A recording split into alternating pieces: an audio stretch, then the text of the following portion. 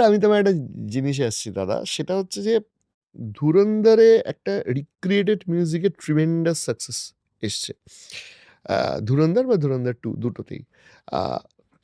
Recreated মিউজিকটা নিয়ে তোমার কি মতামত? দেখো, এই যে এটা তো ইন্ডাস্ট্রি মানে হচ্ছে তার প্রফিট লসের একটা খাতা থাকে। তাই জন্যে যারা সঙ্গীত ব্যবসায়ী হন, যারা এই বিজনেসটা চালাচ্ছেন, তাদের কাছে প্রফিট হওয়াটা খুব দরকার। এবং তাদের কাছে ওই মিনসটা ম্যাটার করে না যে কিভাবে তারা প্রফিট করছে। তারা নতুন গান চালিয়ে প্রফিট করছে না পুরোনো গান বেচে প্রফিট করছে। একটা ফিনান্সিয়াল ইয়ারে তারা দেখবে কতটা প্রফিট লস হয়েছে। এবার এই ক্ষেত্রে বহু ক্ষেত্রে দেখা যায় যে পুরোনো গান রিক্রিয়েট করে আনলে ভালো একটা ডিমান্ড থাকে। সেটা সেই বেসিসে সেই বেসিসে আর কি যুগ যুগ ধরে কিন্তু রিক্রিয়েশন হয়ে চলছে। আজকে ধুরন্ধর এটা হয়েছে, আমি তো বলতে পারি যে আন্তর্জাতিক জায়গায় স্ট্রেঞ্জার থিংস যখন এলো, তখন কেট বুশের একটা গান হঠাৎ করে বিখ্যাত হলো, ভাইরাল হলো।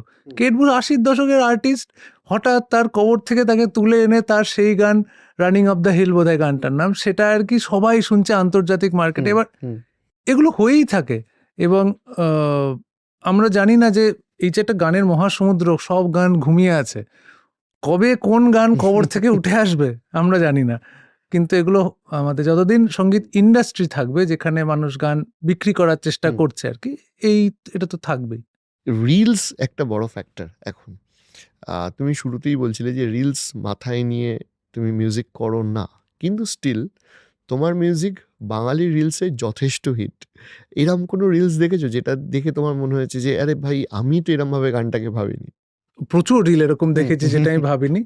তবে মানে অনেক হাস্যকর রিলও দেখেছি আর কি, যে মাছে নুন হলুদ মাখাতে মাখাতে আমার কোনো একটা গান বাজছে এবং সেই গানটার যে ওখানে প্রয়োজনীয়তা আছে আমি জানতাম না, এবং সেটা হয়তো ভাইরালও হয়ে গেছে। হ্যাঁ, সেটা আর কি ভাইরাল হয়েছে বলেই আমার কাছে এসেছে হয়তো। কদিন আগে দেখলাম কয়েকটা যুবতী, তারা ট্রেনে লাফালাফি করছে, আমাকে আমার মতো থাকতে দাও চালিয়ে আর কি, বিভিন্ন লাইন নিয়ে সেগুলোকে রিইন্টারপ্রেট করছে। এইভাবে যদি আনন্দ দিয়ে থাকে কাউকে, খুব ভালো। তবে বহু গান এরকমও পাই যে খুব এস্থেটিক রিলস বানায় আর কি, কোথাও ঘুরতে গিয়ে কেউ বানিয়েছে আর কি, সেগুলো চোখে পড়লে ভালোই লাগে যে যাক, মানে গানটা বেঁচে আছে এখন অবধি। তো এই যে ভালোবাসার প্রস্তাব, প্রেমের প্রস্তাব, আমি বলছি রোম্যান্টিজমটাকে অনুপম রায় কিভাবে দেখে? রোম্যান্টিসিজমকে আমি খুব গুরুত্ব দিই এবং মানুষের ভেতর যে মানে কি বলবো, এই রোম্যান্টিক সত্তাটা, সেটা বাঁচিয়ে রাখা ভীষণ দরকার।